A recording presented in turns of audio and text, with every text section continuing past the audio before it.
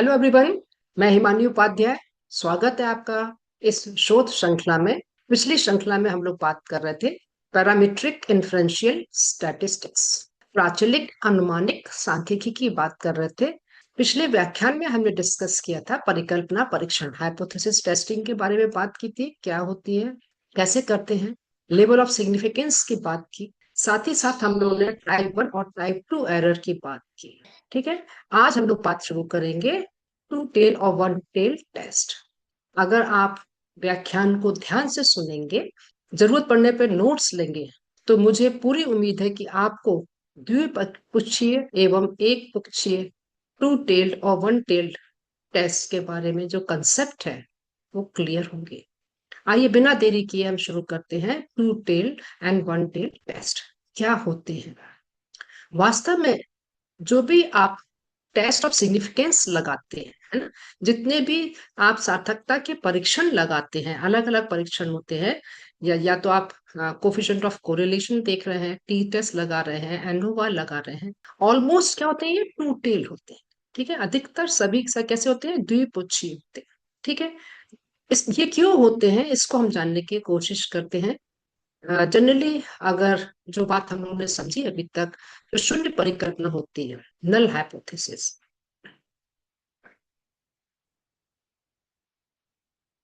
null hypothesis states that there is no difference between group, है ना। शून्य परिकल्पना क्या बताती है? शून्य परिकल्पना हमेशा प्रदर्शित करती है कि जो समूह है उन समूहों के बीच में कोई भी अंतर नहीं है ना। जो समूह ए है चाहे समूह बी, दोनों एक दूसरे के बराबर है। अगर थोड़ा बहुत भी डिफरेंस आ रहा है वो सार्थक नहीं है। और दूसरी तरफ जो टू टेल टेस्ट होते हैं, द्विपक्षीय जो परीक्षण होते हैं, allow for possibility that difference में occur in either direction. Two tail test में जो भी हमको डिफरेंस अगर दिखाई भी पड़ता है, थोड़ा बहुत या ज्यादा, जो भी, वो किसी भी दिशा में हो सकता है ना। वो चाहे वो पॉजिटिव साइड में हो या नेगेटिव साइड। जो हमने नॉर्मल प्रोबेबिलिटी कर्व की बात की थी, एनपीसी की, तो उसमें आप देख रहे हैं इसके आपके पॉजिटिव साइड और नेगेटिव साइड दोनों में से किसी भी साइड हो सकता है ना। तो either group mean may be higher than other. तो ये संभावना होती है, या तो ए बी से बेहतर होगा या बी ए से बेहतर होगा। तो कुछ भी संभावना हो सकती है। ये पॉसिबिलिटी लेके हम कहाँ चलते हैं, टू टेल टेस्ट में। एक शोधकर्ता हमेशा जब टू टेल टेस्ट यूज कर रहा है, तो उसके बाद ये संभावना होती है कि दोनों दो समूह है, उन दोनों समूह में से कोई भी समूह बेहतर हो सकता है। ठीक, इतनी बात समझ में आ रही है। और शून्य परिकल्पना बताती है कि हम लोग पहले से डिसाइड करके चल रहे हैं, मान के चल रहे हैं कि दोनों समूह के बीच में कोई भी अंतर हमें नहीं मिलेगा। ठीक है, परंतु इसके बिल्कुल विपरीत जो एक उच्छीय परीक्षण होता है, वन टेल टेस्ट होता है, वो क्या अज्यूम करता है, assumes that a difference can only occur in one direction. जो भी अंतर होगा वो केवल एक ही दिशा में मिलेगा, या तो धनात्मक दिशा में होगा या ऋणात्मक, जो भी आप मान के चल रहे। तो एक वन टेल में क्या होगा, केवल आकर कहाँ होगा, केवल एक ही दिशा में आपको अंतर मिलेगा, अगर जिस प्रकार से आप परिकल्पना बना रहे हैं। इस चीज को और अच्छे से समझने के लिए हम पहले एक जो नल हाइपोथेसिस है, जो हम अभी बात कर रहे थे, शून्य परिकल्पना हमेशा दोनों समूह के बीच में बोलती है कि one group is not better than other. जो दो समूह है, दोनों समूह में से कोई भी समूह एक दूसरे से बेहतर नहीं है। जबकि वन टेल क्या कर रहा है, जो एक पक्ष की परीक्षण होता है, वो क्या कर रहा है, assume that if a difference occurs, है ना, अगर अंतर मिलता है, it will be in favour of the particular group. वो किसी एक विशेष समूह के लिए के फेवर में ही होगा, उसके पक्ष में होगा। जैसे मान लीजिए अपन बोल रहे हैं बी इज क्या है, जो बी से ए ज्यादा बेहतर है। ठीक है, इसको अब अपन एक उदाहरण से समझने की कोशिश करेंगे, परंतु इससे पहले आप इस बात का ध्यान रखेंगे, जो हम शब्द इस्तेमाल कर रहे हैं, टेल, पूंछ की बात कर रहे हैं जो, ठीक है ना, टू टेल्ड और वन टेल्ड की बात कर रहे हैं। टेल किसको रिप्रेजेंट कर रहा है, रीजन ऑफ रिजेक्शन, है ना। ये कौन सा अस्वीकार के क्षेत्र को प्रदर्शित करता है, इतनी बात ध्यान रखेंगे आप। जो टेल शब्द है वो किसको प्रदर्शित कर रहा है, वो जो अस्वीकार करने का क्षेत्र है उसको, रीजन ऑफ रिजेक्शन। ठीक है, ये बात समझ में आ रही है, ओके। अब for example, suppose research hypothesis आपने बनाई। आपने रिसर्च हाइपोथेसिस क्या थी आपकी, कि प्राइमरी प्री प्राइमरी चिल्ड्रन वो receive a breakfast exhibits better behavior during the hour before lunch than pre-primary children who do not receive breakfast. ठीक समझ में बात आ रही है? जो प्री प्राइमरी स्टूडेंट्स है वो क्या कर रहे हैं, जो ब्रेकफास्ट खाने से पहले वो ब्रेकफास्ट ले रहे हैं, है ना, उनका जो व्यवहार है लंच से पहले क्या होगा, during the hour before lunch than pre primary children वो डू नॉट रिसीव ब्रेकफास्ट, है ना, तो बेटर होगा। ठीक है ना। रिसर्च हाइपोथेसिस क्या बता रही है, जो लंच के पहले नाश्ता नहीं ले रहे हैं उनके व्यवहार से ज्यादा बेहतर होगा। Research hypothesis were pre-primary children who receive a breakfast exhibits better behavior during the hour before lunch than pre-primary children who do not receive a breakfast। ठीक, इतनी बात समझ में आई? ये हमने क्या बनाई है, रिसर्च हाइपोथेसिस थी हमारी। अब इसी के अगर आप नल हाइपोथेसिस बनेगी तो क्या हो जाएगी, नल हाइपोथेसिस में क्या हो जाएगा, it states there is no difference between the behaviour, है ना, जो दोनों ग्रुप है, दोनों समूह के व्यवहार में कोई भी अंतर नहीं मिलेगा during the hour before lunch, खाना खाने के पहले के जो घंटे हैं 1 या 2 घंटे, उसमें pre primary students who receive a breakfast and pre primary student who do not receive a breakfast, दोनों समूह के बीच में हमको कोई भी उनके व्यवहार में कोई भी अंतर नहीं मिलेगा। ये हुई हमारी शून्य परिकल्पना, वो थी हमारी शोध परिकल्पना। ठीक है, शोध परिकल्पना क्या बता रही थी कि अंतर मिलेगा, परंतु जब हम शून्य परिकल्पना बनाते हैं तो हम लिखते हैं कि देर इज नो डिफरेंस। ठीक है, इतनी बात समझ में आ रही। अब इसी चीज का अगर आप टू टेल टेस्ट यूज कर रहे हैं तो यहाँ पर जो test of significance would allow for the possibility that either the group that receive a breakfast or the group that did not receive, ठीक है ना, exhibit better behavior। ठीक है ना, तो दोनों ही समूह चाहे वो लंच से पहले नाश्ता ले रहे हैं और जो लंच से पहले नाश्ता नहीं ले रहे हैं उनके व्यवहार में कोई भी अंतर नहीं मिलेगा। ये क्या बता रहा है, ये आपका दो द्विपुच्छीय जो परीक्षण है उसमें पता पड़ेगा। ठीक है, परंतु जो वन टेल टेस्ट है ना, वन टेल टेस्ट में जो शून्य परिकल्पना बनेगी क्या होगी, यहाँ पर pre primary children who receive a breakfast do not exhibit better behaviour during the hour before lunch than pre primary children who do not receive a breakfast. वो मान के चल रहे हैं कि जो नाश्ता ले रहे थे उनका व्यवहार क्या होगा, वो लंच से पहले उनका व्यवहार अच्छा नहीं होगा किसके कंपैरिजन में, जिन्होंने नाश्ता नहीं लिया है। तो ये वन टेल मतलब सीधे सीधे इन्होंने एक डायरेक्शन में एजम्पशन मान के चले। अब देखिए यहाँ पर इस केस में अगर आप समझने की कोशिश करें, in this case the assumption would be that if a difference were found between the groups, अगर अंतर मिलता है it would be in favour of the group that receive the breakfast, है ना। तो यहाँ पे अपन एज्यूम करके चल रहे हैं कि ना ये किसके फेवर में होगा, जो ब्रेकफास्ट रिसीव कर रहे हैं। In other word the researcher would consider it highly unlikely, क्योंकि जो शोध करता है उसको ये बहुत संभावना लगती है, ऐसा असंभव सा लगता है कि that not receiving a breakfast would result in better behaviour, है ना, जिनको नाश्ता नहीं मिल रहा है वो उनको उनका व्यवहार अच्छा नहीं होगा, है ना, जो नाश्ता ले रहे हैं उनकी तुलना में, एक्सेप्ट अगर वहां पे उन बच्चों ने नाश्ते में हाईली शुगर कोटेड चॉकलेट खाई हुई तो बात अलग है। ठीक है ना, उसका डिफरेंस उसका फर्क एक हो जाता है। ठीक है, तो अब इस स्थिति में अगर हम देखें क्या होगा, test of significance almost always two tail, जैसे आपने शुरुआत में बात की थी, जितने भी सार्थकता के परीक्षण होते हैं वो सब कैसे होते हैं, द्विपुच्छीय होते हैं। तो to select one tail test significance, अगर आप एक पुच्छीय सार्थकता का परीक्षण चुन रहे हैं तो the researcher must be so confident, अगर आप एक पुच्छी ले रहे हैं तो शोधकर्ता को क्या होना चाहिए, बहुत कॉन्फिडेंट होना चाहिए कि डिफरेंस जो होगा, difference will occur in one direction, जो अंतर मिलेगा मुझे एक ही दिशा में मिलेगा, है ना। This is not very often case, जबकि ये ऐसा होना बहुत ही रेयर होता है, बहुत ही संभावना कम होती है ना। तो दैट मीन्स अगर वन टेल टेस्ट अगर रिसर्चर ले रहा है इसका मतलब बहुत ज्यादा वो कॉन्फिडेंट है, आत्मविश्वास से भरा हुआ कि ऐसा ही होगा, जबकि ऐसा संभव जनरली नहीं होता है। ठीक है, चलिए अब आपने क्या किया, when appropriate a one tail test has one major advantages, अपने अब यहाँ पे वन टेल की बात कर रहे थे, रिसर्चर ने सिलेक्ट किया वन टेल टेस्ट। तो यहाँ पर जो वन टेल टेस्ट होते हैं, एक पुच्छीय जो परीक्षण होते हैं, उनका सबसे बड़ा जो एडवांटेज होता है, the score difference required for significance is smaller than two tail test. आपको जो सिग्निफिकेंट के लिए जो अंतर चाहिए, जो उसके लिए जो प्राप्तांक चाहिए, वो हमको छोटे प्राप्तांक से भी, कम प्राप्तांकों में भी काम चल जाता है, किसके कंपैरिजन में, two tail test, two tailed test के कंपैरिजन। अगर टू टेल टेस्ट यूज कर रहे हैं तो आपको अंतर ज्यादा जरूरत होती है। कैसे, इस चीज को हम समझेंगे। हम इस चीज को कह सकते हैं कि it is easier to obtain a significant difference. One tail test में बहुत सरल होता है, आसानी से हम सिग्निफिकेंट डिफरेंस को अचीव कर लेते हैं, प्राप्त कर लेते हैं। ठीक है, कैसे इस चीज को समझेंगे।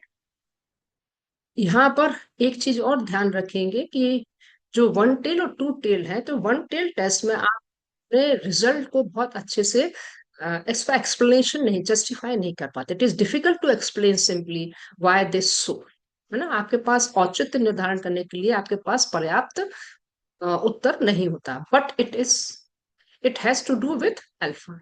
ये किसके ऊपर डिपेंड कर रहा है, हम जो भी अल्फा लेवल ले रहे हैं उस पर निर्भर करता है। आपने 0.05 लिया है या 0.01 लिया है ना, या आपने 0.1 लिया है, टोटली डिपेंड ऑन अल्फा। ठीक है, सपोज तो आपने क्या किया, you are computing a test of significance. आपने जो अल्फा लेवल डिसाइड किया वो लिया आपने 0.05। ठीक है, जब आपने 0.05 लिया, ऐसी स्थिति में if you test two tail, आप क्या कर रहे हैं, टू टेल्ड टेस्ट लगा रहे हैं। आपने डिसाइड किया कि आप क्या यूज करेंगे, टू टेल्ड टेस्ट को लेंगे। You are allowing for the possibility of a positive T और or negative T, T test. ये टी किसके लिए प्रोवाइड कर शो कर रहा है, टी टेस्ट। तो आप यहाँ पे ये संभावना रख रहे हैं कि वहां पे पॉजिटिव टी भी आ सकता है और नेगेटिव टी भी आपके पास आ सकता है। दूसरे शब्दों में आप कह सकते हैं, you are allowing that the mean of the first group may be higher than mean of second group. मतलब इसकी संभावना है कि ना जो पहला समूह है वो दूसरे समूह से बेहतर हो सकता है, मीन उसका ज्यादा हो सकता है ना। और यह मीन जो है सेकेंड ग्रुप का है, उस पहले वाले समूह के मीन से अधिक अच्छा हो सकता है। तो mean one minus mean two is equal to क्या हो गया, पहले वाले में पॉजिटिव नंबर आएगा। और mean one minus mean two, अगर मीन टू जो ज्यादा है, मीन वन कम है, तो यहाँ पे आपके पास कैसा नंबर आएगा, नेगेटिव नंबर आएगा, है ना। पहले वाले समूह में क्या था, मीन वन ज्यादा था, मीन टू कम था। तो यहाँ पे हमारे पास क्या नंबर आया, एक धनात्मक नंबर आया, पॉजिटिव नंबर। परंतु वही इसके जस्ट विपरीत, मीन वन कम था पहले समूह का, और दूसरे समूह का मीन जो था वो ज्यादा बेहतर था, बड़ा था। तो यहाँ पर आपके पास नंबर कैसा आएगा, नेगेटिव नंबर आएगा। ठीक, इतनी बात समझ में आ रही है। तो 10, आवर सिग्निफिकेंस लेवल से has to be divided into two halves. Two tailed test में क्या हुआ, यहाँ पर जो आपका सिग्निफिकेंस लेवल है वो दो भागों में बट गया, है ना। तो 0.05 को आपने टू में डिवाइड किया तो कितना हो गया, 0.025 एंड 0.025, दोनों साइड, पॉजिटिव साइड भी और नेगेटिव साइड, किसके, नॉर्मल कर्व के, to cover both possible outcome, है ना। दोनों बोथ पॉसिबल आउटकम से मतलब क्या है, mean one and mean two, है ना। तो ये आप पॉजिटिव और mean one minus mean two और नेगेटिव दोनों को शो कर रहा है। ठीक है ना, इस चीज को देखेंगे कैसे शो कर रहा है। यहाँ पर इसको हम नॉर्मल कर्व से समझने की कोशिश करेंगे। सबसे पहले देखते हैं, यहाँ पर आपने टू टेल टेस्ट लिया हुआ है। ठीक है, टू टेल टेस्ट पे हमने अल्फा लिया हुआ है 0.05 लेवल, एक नॉर्मल कर्व बना हुआ है। ठीक है, अब यहाँ पर आप बीच में देख रहे हैं हमने जो लेवल तय किया 0.05 को आपने टू में डिवाइड किया तो कितना हुआ, यहाँ पर अगर परसेंटेज में लेंगे तो 2.5%, इधर भी आएगा 2.5%। तो 2.5%, 2.5, जैसे पिछले भी व्याख्यान में हमने बात की थी कि 0.05 लेवल किस पे आ जाता है, ये प्लस माइनस टू के अंदर, अल्फा के अंदर, सॉरी स्टैंडर्ड डेविएशन के अंदर आता है, सिग्मा के अंदर। ठीक है, तो जो बीच का रीजन होता है ये क्या रीजन कहलाता है, रीजन ऑफ चांस। तो रीजन ऑफ चांस कितना है, 95%। हम यहाँ पे 5% चांस लेके चल रहे हैं कि संभावना है कि जो भी डिफरेंस आ रहा है वो 5% जो है वो बाई चांस हो रहा है। 95% हमको सही मिल सकने की संभावना है। ठीक है, समझ में आ गया। तो टू टेल टेस्ट में हमने क्या है, दोनों साइड में हमने इक्वली हाफ ऑफ पे इसको डिवाइड किया हुआ, जस्ट हाफ। ठीक है, तो अब इसके बिल्कुल विपरीत अगर आप वन टेल टेस्ट में देखेंगे क्या होता है, वन टेल टेस्ट में जो अल्फा लेवल आपने डिसाइड किया 0.05 लेवल, तो इसमें केवल हम मान के चल रहे हैं कि वहां पर आपको सिग्निफिकेंट डिफरेंस ए समूह जो बी से बेहतर होगा, और आपका किस डायरेक्शन में आ रहा है, एक ही डायरेक्शन में 5% मिल रहा है। ठीक है, और इस lower side 95% region of chance कहलाए। ठीक है, समझ में आ रही बात? यहाँ पे हमने टू पार्ट में डिवाइड नहीं किया। ठीक है, अब इस स्थिति में क्या होगा, इस चीज को समझने की कोशिश करेंगे। अगर आप वन टेल और टू टेल यूज कर रहे हैं, ऐसी स्थिति में for a one tail test the entire significance level से 0.05, कितना चाहिए हमको, 0.05 is concentrated only one side, एक ही साइड में है ना, यहाँ दिखा रहा है कितना है, एक ही साइड में of the normal curve, since 0.025 is required, जबकि हमको जो आवश्यकता है कितनी है, केवल 0.025 की। इसलिए जब हम वन टेल कर रहे हैं तो हमको सिग्निफिकेंस के लिए जो डिफरेंस है मीन में, वो कम जरूरत, कम में वो सार्थक सिग्निफिकेंस दिखाई देने लगता है, जबकि टू टेल में हमको डिफरेंस बड़ा चाहिए होता है। समझ में आ रही बात? आई थिंक आपको ये कंसेप्ट क्लियर होगा कि टू टेल और वन टेल टेस्ट क्या होते हैं, ठीक है, और कब ये स्थिति निर्मित होती है ना, और शोधकर्ता को जो भी वो टेस्ट ऑफ सिग्निफिकेंस यूज कर रहा है, तो उसमें वन टेल टेस्ट से बचना चाहिए, है ना। अगर बहुत ज्यादा कॉन्फिडेंट है तो बात अलग है, ये तो उसको हमेशा टू टेल टेस्ट को ही यूज करना चाहिए, ताकि वो अपने रिजल्ट को ज्यादा अच्छे से जस्टिफाई कर सके। ठीक है, इतनी बात समझ में आ रही है? चलिए, सामने एग्जाम्पल से इस बात को समझने की कोशिश की, बस इतना ध्यान रखेंगे, जो टेल वर्ड है वो किससे रिलेटेड होता है, it is a region of rejection, अस्वीकार का जो क्षेत्र होता है उसको वो प्रदर्शित कर रहा है। और हमेशा ध्यान रखेंगे कि आप जो भी टेस्ट लगाएं तो उसमें आप टू टेल टेस्ट का ही यूज करने की कोशिश करें। आइए आओ हम समझने की कोशिश करते हैं। एक जो भी आप जब सिग्निफिकेंट डिफरेंस को टेबल में देखते हैं, तो एक वर्ड आप अपने परीक्षण को, रिजल्ट को लिखते समय लिखते हैं, डिग्री ऑफ फ्रीडम, स्वतंत्रता का अंश। क्या है ये? स्वतंत्रता का अंश। स्वतंत्रता का अंश क्या होता है, देखो इसको हम समझेंगे। जैसे ही आपने सांख्यिकी लगाते हैं ना, आपने पहले क्या किया, after you have determine whether your significant test, आपने वन टेल और टू टेल में से डिसाइड कर लिया आप टू टेल यूज करेंगे, ठीक है। फिर उसके बाद आप सिलेक्ट करते हैं प्रोबेबिलिटी लेवल, आपने अल्फा लेवल आपने सिलेक्ट कर लिया, 0.05 लेंगे, 0.01 पे लेंगे, है ना। एंड देन फिर आप क्या करते हैं, computed a test of significance, आपने जो सार्थकता का परीक्षण है उसको आप उसकी गणना करते हैं। वो आप चाहे कोरिलेशन देख रहे हो, या आप टी टेस्ट देख रहे हो, क्रिटिकल रेशियो देख रहे हो, या एनोवा लगा रहे हो, है ना। अब यहाँ पर आप you must consult the appropriate table. इसके लिए आपको, आपके पास जो रिजल्ट आते हैं उसके लिए आपको एक उपयुक्त तालिका देखनी पड़ती है, जो एप्रोप्रिएट टेबल है। जितनी भी सांख्यिकी की अच्छी किताबें हैं, उन किताबों के पीछे वो टेबल दी होती है। जैसे आप कोरिलेशन, कोफिशिएंट ऑफ कोरिलेशन देख रहे हैं, तो उसकी टेबल आपको मिलेगी डिग्री ऑफ फ्रीडम और सिग्निफिकेंट लेवल के लिए, और किस आपको कितना डिफरेंस चाहिए। अगर आप टी टेस्ट देख रहे हैं तब उसके लिए भी देखें, एनोवा के लिए भी पीछे दी होती है, ठीक है। तो हम क्यों टेबल का यूज करते हैं, in order to determine the significance of your result. जो आपके परिणाम आए हैं, उन परिणामों की सार्थकता की जांचने के लिए हम क्या करते हैं, उस टेबल का प्रयोग करते हैं। ठीक है, इतनी बात समझ में आ रही है? क्योंकि आपने पहले डिसाइड कर लिया कि आप सिग्निफिकेंट टेस्ट कौन सा यूज कर रहे हैं, टू टेल यूज कर रहे हैं या वन टेल टू यूज कर रहे हैं। फिर आपने प्रोबेबिलिटी का लेवल डिसाइड कर लिया, फिर आपने अपने सिग्निफिकेंट टेस्ट को आपने कंप्यूट कर लिया, उसको कैलकुलेट कर लिया, फिर आपने टेबल में से देखकर रिजल्ट को वेरीफाई करते हैं। ठीक है, इतनी बात समझ में आ रही है? अब यहाँ पर जो appropriate table is usually enter at the intersection, प्रतिच्छेदन होता है। प्रतिच्छेदन, इंटरसेक्शन किसका, probability level and degree of freedom. तो आप जब भी टेबल देखेंगे तो उसमें आप देखेंगे ऊपर की साइड आपके जो संभावना का स्तर दिया रहता है, और आपके जो लेफ्ट हैंड साइड में नीचे, ऊपर से लेके नीचे की तरफ, वहां पे स्वतंत्रता के अंश दिए रहते हैं, डिग्री ऑफ फ्रीडम। तो उसका क्या होता है, ये इंटरसेक्शन होता है, ठीक है। तो इसको जब भी हम लोग जब आगे पढ़ेंगे, टी टेस्ट और एनोवा की बात करेंगे, तो आप इस टेबल से इस चीज को समझ पाएंगे ज्यादा अच्छे से। परंतु अभी हम समझते हैं ये डिग्री ऑफ फ्रीडम क्या होती है, ठीक है। प्रोबेबिलिटी लेवल आप समझ चुके, अपन डिस्कस कर चुके हैं। तो डिग्री ऑफ फ्रीडम क्या होती है, degree of freedom are dependent upon the number of participants and number of group. जो स्वतंत्रता का अंश होता है, वो किस पे निर्भर करता है, कि हमारे हमने जो कितने नंबर ऑफ पार्टिसिपेंट्स लिए, प्रतिभागी हमारे पास कितने हैं, ठीक है, एंड हमारा कितना है। ठीक है। दूसरी बात, हम जो भी शोध कर रहे हैं उसमें कितने समूह हैं, नंबर ऑफ ग्रुप्स, दो चीजों पे निर्भर करता है।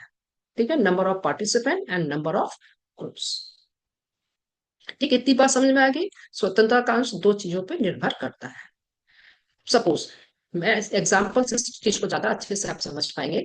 मैंने आपसे अगर पूछती हूँ, यू नेम एनी 5 नंबर्स, है ना, जैसे मैंने कोई भी आप 5 नंबर को आप बताइए मुझे, तो सामान्यतः आप इमीडिएटली क्या बोलेंगे, आप बोलेंगे 1 2 3 4 5।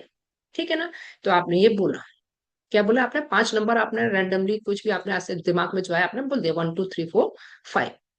परंतु जैसे आप जब नंबर बोल रहे हैं, है ना, इसमें आपने 5 बोला, तो इस केस में कितने एन कितना है आपके पास, 5।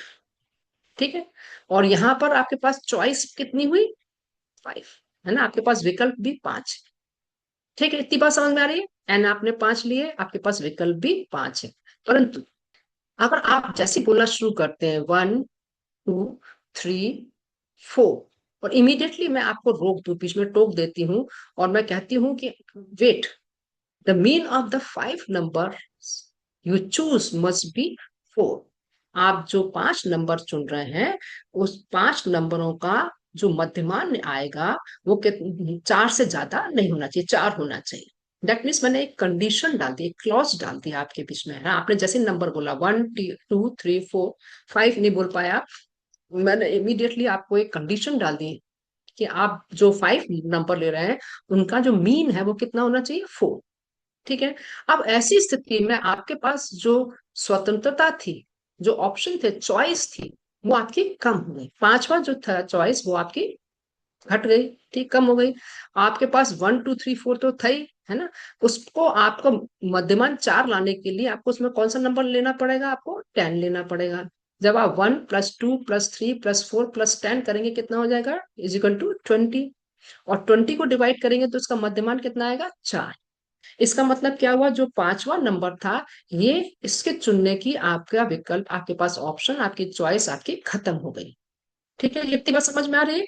यहाँ पर मैंने एक जैसे कंडीशन डाली, है ना, जैसे कि कोई भी बच्चा खेलने जाता है ना, मम्मी मैं खेलने जा रहा हूँ, तो माँ कहती कितनी देर में आऊँ, मैं इतनी देर 3 4 घंटे, तो माँ कहती नहीं तुम 1 घंटे से ज्यादा नहीं। तो देखिए वहां पे क्या हुआ, इमीडिएटली कंडीशन डालने से, क्लॉज डालने से, वहां पे डिग्री ऑफ फ्रीडम है वो, उस पर रेस्ट्रिक्शन आ गया, स्वतंत्रता पे।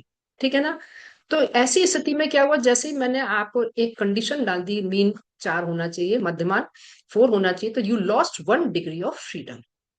एक स्वतंत्रता जो थी वो आपकी कम हो गई, बिकॉज ऑफ रिस्ट्रिक्शन। देखिए ये इंपॉर्टेंट चीज है, मैंने आपको वहां पे एक रिस्ट्रिक्शन लगा दी, एक कंडीशन लगा दी, लैक ऑफ फ्रीडम। क्या हमने, मैंने रिस्ट्रिक्शन लगा दी यहाँ पे, द मीन मस्ट बी 4, मध्यमान कितना होना चाहिए, 4 होना चाहिए। ये रिस्ट्रिक्शन लगा दी, जैसी रिस्ट्रिक्शन लगाई तो आपके पास फ्रीडम हो गई। ऐसी स्थिति में इस चीज को हम कह सकते हैं, instead of having n = 5, participant जो 5 थे, तो degree of freedom you only had n = 4। वास्तव में आप कितने बचे आपके पास, 4, चॉइस केवल 4 है।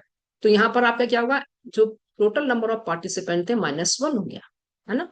तो 5 - 1 क्या हो गया हमारे पास, डिग्री ऑफ फ्रीडम 4।